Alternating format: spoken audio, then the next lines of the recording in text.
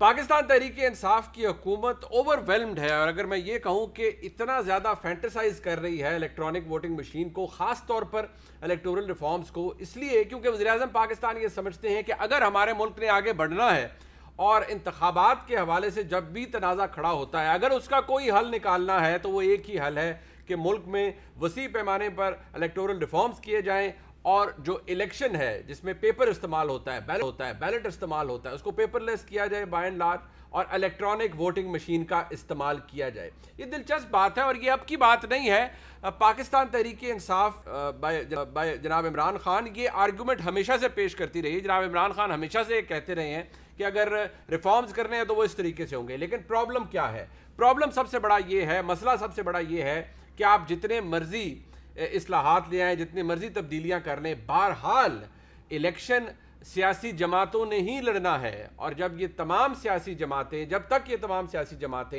एक प्लेटफॉर्म पर इकट्ठी नहीं होंगी और कंसेंसस नहीं होगा, तो आप जितनी मर्जी तरमीम ले आइए, उसका कोई फ़ायदा नहीं होगा। हुकूमत को या हुकूमती जमात को हो सकता है, लेकिन अपोजिशन अगर इसके अंदर हिस्सा नहीं डालती तो फिर मसला जू का तू रहेगा। इलेक्ट्रॉनिक वोटिंग मशीन के हवाले से भी यही मामला है कि अब बाकायदा तौर पर वो प्रेजेंट कर दी गई है। इलेक्ट्रॉनिक वोटिंग मशीन जब हम कहते हैं तो एक मशीन के जरिए वोट कास्ट होगा। हमारे बहुत से दोस्त जिनको अगर अभी तक ये टर्म अगर समझ नहीं आई, तो वो मशीन अब हवाले की गई है इलेक्शन कमीशन ऑफ पाकिस्तान को, और वो उसका जायज़ा ले रहे हैं। जब इलेक्शन कमीशन ऑफ पाकिस्तान उसके ऊपर अपनी तफसीली रिपोर्ट देंगे और बताएगा इलेक्शन कमीशन के हमें इसके हवाले से अगर ये मॉडल मंजूर है, तो फिर जाहिर बात है उसकी प्रोक्योरमेंट होगी और आगे चल के मामला चलेगा। लेकिन आप मशीन बेशक सोने की भी बना लीजिए, जिन जमातों ने इलेक्शन लड़ना है अगर वो आपके साथ नहीं है, तमाम जमातें इकट्ठी नहीं, तो फिर उसका क्या फ़ायदा। इस हवाले से आज के प्रोग्राम में बात करेंगे। इंपॉर्टेंट फैक्ट है इलेक्ट्रॉनिक वोटिंग मशीन के हवाले से जो कि आपके सामने रखें। अब दुनिया के अंदर जो तरक्की पजीर ममालिक हैं वहां पर यह डिबेट अब भी हो रही है कि इलेक्ट्रॉनिक वोटिंग मशीन इस्तेमाल होनी चाहिए। लेकिन यह जहन में रखिए कि वो तरक्की याफ्ता ममालिक एग्जिस्ट करते हैं जो कि इलेक्ट्रॉनिक वोटिंग मशीन को अब डिस्कार्ड कर चुके हैं, यानी उससे जान छुड़ा चुके हैं और वो वापस पेपर बैलेट की तरफ आ रहे हैं। उनमें अगर आप देखिए नीदरलैंड है, अमेरिका है, कनाडा है, नॉर्वे, जर्मनी, आयरलैंड का तो यहाँ तक कि उन्होंने इतनी बड़ी तादाद में मशीनें ली कि उन्हें स्क्रैप करनी पड़ी। और ये डिबेट वहाँ पर अब बाय एंड लार्ज ख़त्म होती जा रही है और उसके ऊपर बड़ी एनालिटिकल स्टडी भी की गई है कि क्यों इलेक्ट्रॉनिक वोटिंग मशीन का फ़ायदा नहीं है। लेकिन हम यहाँ पर आज भी ये केस एडवोकेट करते नज़र आ रहे हैं कि इलेक्ट्रॉनिक वोटिंग मशीन ही तमाम मसलों का हल है। इस पर भी बात करेंगे। हुकूमत तब्दीलियाँ कर रही है, FBI के चेयरमैन बदल रही है, और ये भी बड़ा इंटरेस्टिंग फैक्ट है कि 1973 से लेकर आप देख लीजिए कि अगस्त 2018 तक कुल 24 चेयरमैन आए हैं FBI के, CBR के। और पिछले अगर आप 3 सालों के अंदर देखिए तो ओवरऑल अगर आप देखिए तो 7 वैसे 6 FBI चेयरमैन चेंज हो चुके हैं। हुकूमत का यही कहना है कि हम इस्लाहात ला रहे हैं, लिहाजा जो हमारे रास्ते में रुकावट बनता है और डिलीवर नहीं करता हम उसे तब्दील कर देते हैं। ये तमाम बातें डिस्कस करने के लिए हमारे साथ मौजूद हैं जनाब आमिर डोगर साहब, चीफ विप हैं पाकिस्तान तहरीक इंसाफ के कौमी असम्बली के अंदर। बहुत शुक्रिया आपका डोगर साहब। और जनाब तलाल चौधरी हमारे साथ मौजूद हैं, मरकजी रहनुमा है पाकिस्तान मुस्लिम लीग नून के। एक बात जो डोगर साहब मैं आपसे पूछना चाह रहा था, सबसे पहले अभी फवाद चौधरी साहब को आपने सुन रहे थे, उन्होंने कहा कि मुस्लिम लीग नून खास तौर पर इन्होंने तो एक भी इंतखाब फेयरनेस से नहीं जीता और ये धांधली करके जीतते रहे। ये फैक्चुअली बात आपके नज़दीक, आप हल्के की सियासत करते हैं, दुरुस्त है? बिस्मिल्लाहिर्रहमानिर्रहीम। जी मुनीब साहब बहुत शुक्रिया। यकीनन ये बात दुरुस्त है।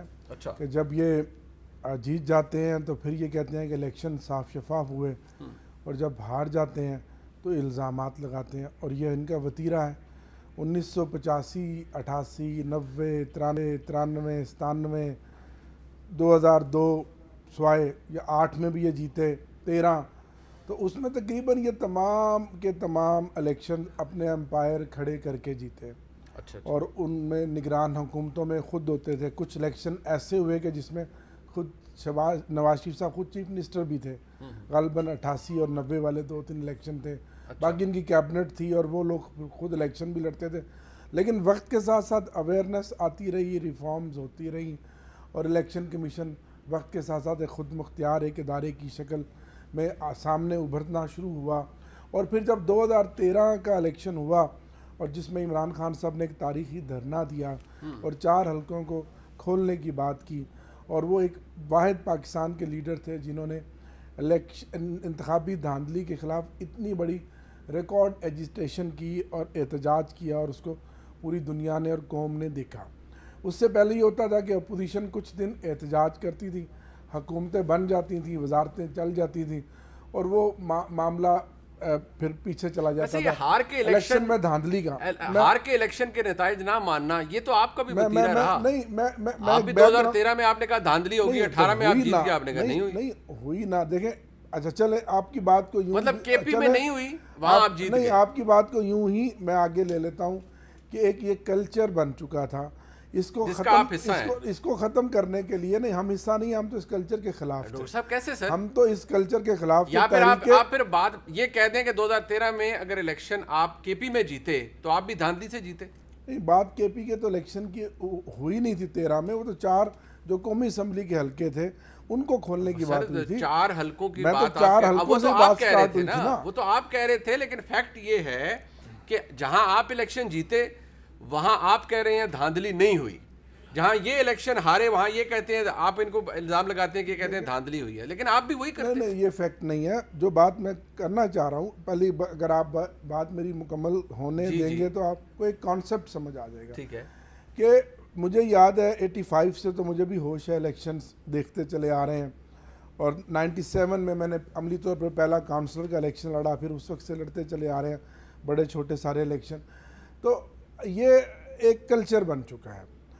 इस कल्चर के ख़ात्मे के लिए ज़रूरी है कि इलेक्टोरल रिफॉर्म्स की जाएं। ठीक है, हमें याद है, हम बुज़ुर्गों से सुनते थे कि 70 की दिहाई का एक इलेक्शन था जो अब तक पाकिस्तान की हिस्ट्री में जितने इलेक्शन हुए वो एक साफ शफाफ या बेहतर इलेक्शन था, जिस नतीजे को कबूल किया सियासी जमातों ने कौम।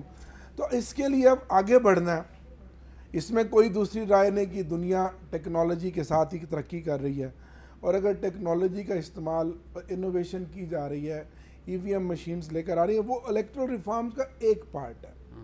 दूसरा ओवरसीज़ पाकिस्तानी ज़ाहिरा जिसमें बैक कर गई पहले PMLN की हुकूमत, फिर उन्होंने कहा नहीं जी, एहसन इकबाल साहब का ये मतलब नहीं था कि 90 लाख पाकिस्तानी जिनके दिल धड़कते हैं आपके साथ, जो हर मुश्किल वक्त में पाकिस्तान के साथ खड़े होते हैं, उनको भी वोट का हक देना चाहिए। इसमें कोई दूसरी राय नहीं।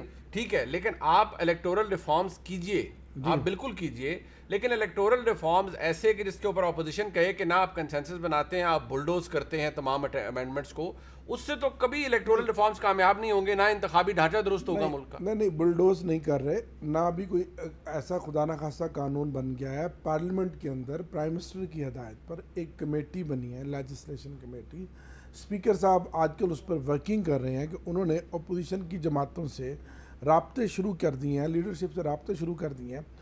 जुमे वाले दिन भी प्राइम मिनिस्टर ने एक मीटिंग कॉल की और जिसमें सिर्फ उसका टॉपिक यही था कि किस तरह से हम इसको वे फॉरवर्ड करें और कैसे मुल्क में कॉन्सेंसस डेवलप। मैंने आपको ये भी मिसालें दे दी हैं कि ईवीएम से जो मुल्क वापस आ रहे हैं, वो एक अलग बात है, तो उसका कोई और रास्ता भी निकल सकता है। ईवीएम में अगर कहीं कोई कमी बेशी है तो उसको भी बेहतर किया जाए। पर सर आप तो यही कहते हैं ना, वाहिद यही रास्ता है। आमिर भाई, आप लोग तो कहते हैं ईवीएम ही रास्ता है। सर बात यह है कि देखें, जब आपने इलेक्शन को साफ शफाफ ट्रांसपेरेंट करना है तो टेक्नोलॉजी से ही आप हर चीज़ को, ये आपका आर्गुमेंट है ना कि सिर्फ टेक्नोलॉजी से शफाफियत आ सकती है। प्रूफ कर लेंगे ना उसको, तमाम चीज़ें उसकी बेहतर कर लेंगे, लेकिन इसमें बात हो सकती है, ठीक, गुफ्तगू हो सकती है, ठीक, अच्छा, कॉन्सेंसस हो सकता है, लेकिन अभी तक नहीं हुआ। से हम कॉन्सेंसस करेंगे, आप करेंगे, लेकिन वो अगर आप इजाजत दें चलान चौधरी साहब को जरा शामिल कर लेते हैं। बात ही मुकम्मल नहीं हुई अभी। सर आप बिल्कुल करें बात मुकम्मल, लेकिन चौधरी साहब की बात में जरा इंक्लूड करना चाहूंगा, क्योंकि एक जो फैक्ट आपने कहा दुरुस्त है कि मुस्लिम लीग नून आज तक सारे इलेक्शन धांधली करके जीती है। चौधरी साहब एक तो इस बात का जवाब दें, आमिर डोगर साहब ने इस बात को सेकंड किया जो फवाद चौधरी साहब ने कहा है। दूसरी बात, आमिर डोगर साहब बार बार ये कह रहे हैं कि हम अगर कोई इंतखाबी इस्लाहात करना चाहते हैं या हमारा इरादा है तो हम बात करेंगे, कंसेंसस बनाएंगे और बिल्कुल किसी को कोई कानून ऐसे बुलडोज नहीं होगा। ये आर्गुमेंट उनका अपनी जगह मौजूद है। चौधरी साहब। बिस्मिल्लाह रहमान रहीम। देखिए, जो डोगर साहब ने बातें की हैं वो उससे बिल्कुल मुख्तलिफ इनकी जो इन्होंने इकदाम किए हैं। रात के अंधेरे में ऑर्डिनेंस लाए हैं, फिर उसके बाद ये अचानक से वो 19 मिनट में 20 कानून पास करने का एक ही पार्लियामेंट दुनिया में है जिसका नाम पाकिस्तान की जो अब की पार्लियामेंट है उसने रिकॉर्ड कायम किया है। उसके बाद इस तरह उसको चोरों की तरह मंजूर करवा कर सब कुछ करना। मैं आपको एग्जांपल दे देता हूं कंसेंसस होता क्या है।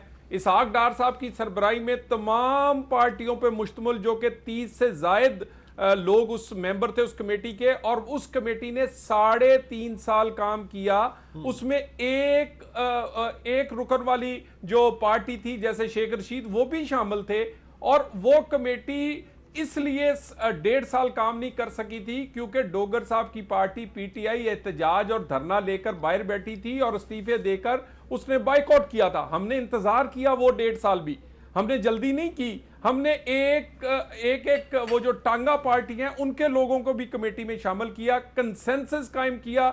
6 कवानीन थे पाकिस्तान में इंतखाबी, जिससे इंतखाबात होते थे, उन्हें मिलाकर एक कानून बनाया, सबको ऑन बोर्ड लिया, एक एक वर्ड पर लिया। कोई सब कमेटी ऐसी नहीं थी जिसमें इनके लोगों की राय या इनके लोग शामिल ना हो, और उस कंसेंसस के बाद कानून लेके आए। ये होता है अमली तौर पर आप ईवीएम से इतना डरते क्यों हैं जॉय साहब? ये टेक्नोलॉजी से आप लोग इतना डरते क्यों हैं और इससे भागते क्यों हैं? आपको क्यों लगता है जब वो इंटरनेट से भी कनेक्टेड नहीं है, ये गारंटी करते हैं कि हैक भी नहीं होगी, तो खौफ किस बात का है? मैं इनसे एक सवाल पूछ लेता हूं। पाकिस्तान टेक्नोलॉजी में आगे है या अमेरिका, आयरलैंड, फ्रांस, यूके? क्यों उन्होंने ये सारा कुछ किया है? क्यों सेनेट का जो इलेक्शन था वो ओपन बैलेट पर इलेक्शन कमीशन ने उसकी मुखालफत की थी? इसकी एक ही वजह है, वोट का तकद्दस। मैं अगर वोट देता हूं तो मेरे अल्लाह के अलावा किसी को नहीं पता होना चाहिए कि वो वोट पर मैंने स्टैंप किस पे लगाई है।